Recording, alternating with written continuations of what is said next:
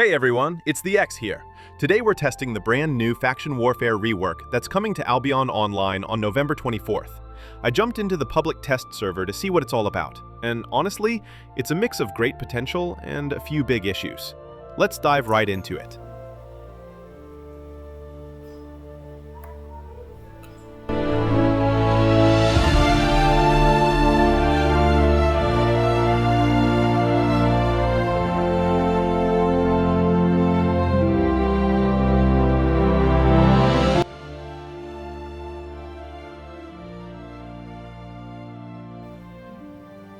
So here's what's changing. Faction Warfare is getting a complete overhaul. You can now fight for territories inside the yellow zones and red zones, similar to black zone territory battles, but with lower risk. There's also a cool new feature. You can teleport directly from your city to the fight for a small silver fee. And when the fight's done, you can teleport back to the city or another region the same way. That means faster regrouping, more fights, and less wasted time running across the map.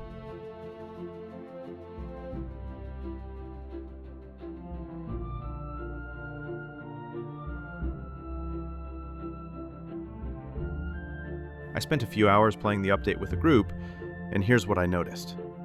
The fights were really fun, chaotic, and full of action. But there were some technical issues. First, the lag was insane at times. Second, for some reason, team colors were reversed. My team appeared red, and the enemies were blue, which completely confused everyone. People were dropping their skills on teammates by mistake, and it was a total mess. Funny, but painful at the same time.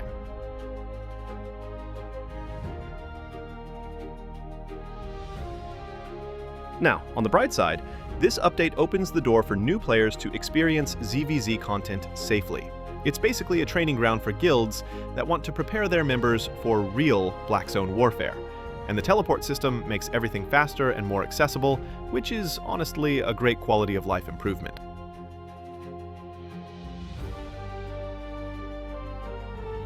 Alright, let's talk about the details. In the new update, the Faction Warfare system is now divided into provinces. Each city has around 4 of them. Every province includes a group of maps, and has its own territory located in one of those maps. These provinces are split into 3 yellow zones and 1 red zone per city. Each province also has clear borders that you can easily see on the world map, which makes it much easier to track the fights and understand what's going on.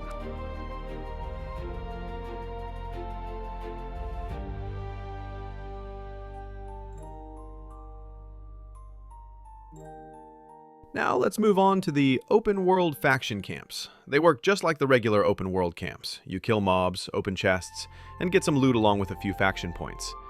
But honestly, I think the rewards need some improvement.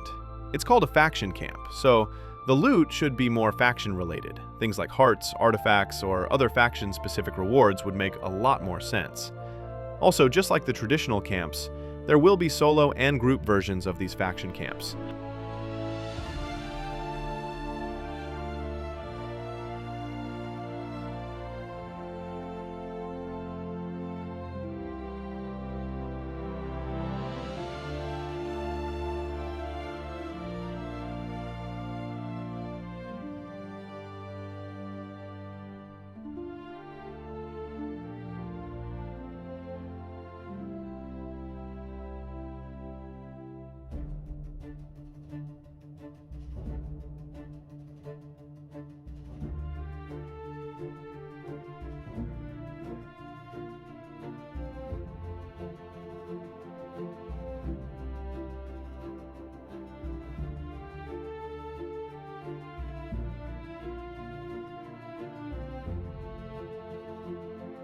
Let's go a bit deeper into the teleport system.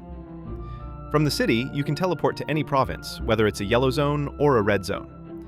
The cost depends on both the distance and the gear you're wearing. Right now, I think the pricing system isn't fully balanced yet, and they'll probably make some adjustments before the final release. As for teleporting from inside a territory, it seems that it's only available from yellow zones, meaning you can teleport to another territory, back to the city, or even to a red zone. but you can't teleport from a red zone territory. And that's actually a pretty important point to keep in mind.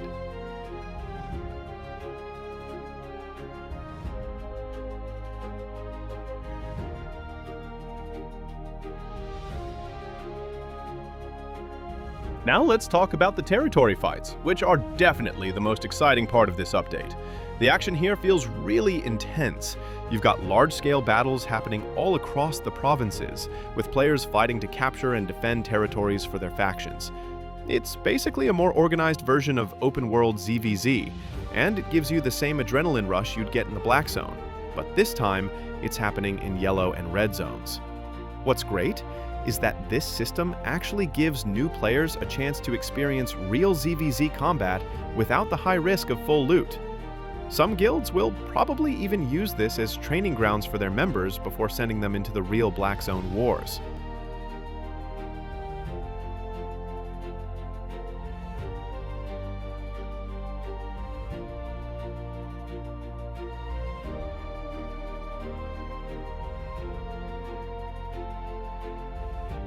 Before we move on, let's quickly talk about the old faction system, especially the outposts and the bandit events.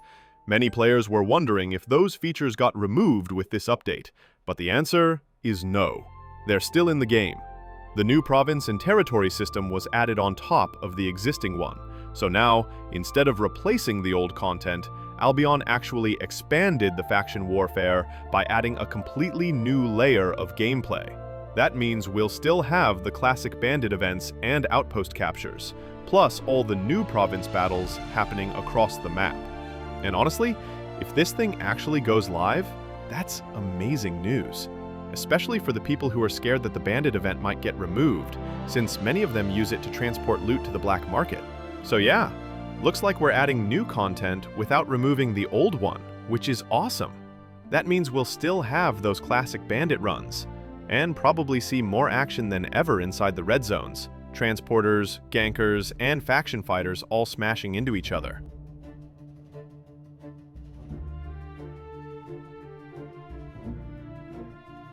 But, to be honest, I feel like this update is a bit unfair for solo players. Most of the new systems, the provinces, the territory fights, the new faction structure, they all clearly focus on group play and large-scale coordination. Solo players didn't really get much new content or rewards that justify the risk they take, especially when teleport costs and red zone limits hit them harder. I really hope the Game Interactive takes another look at this in the next patches. Give solo players something meaningful, something that makes them feel part of the war too, not just spectators. Anyway, that's my take on it. Let me know in the comments if you agree, or if you think I'm just being too harsh. See you in the next one, and as always, stay sharp out there.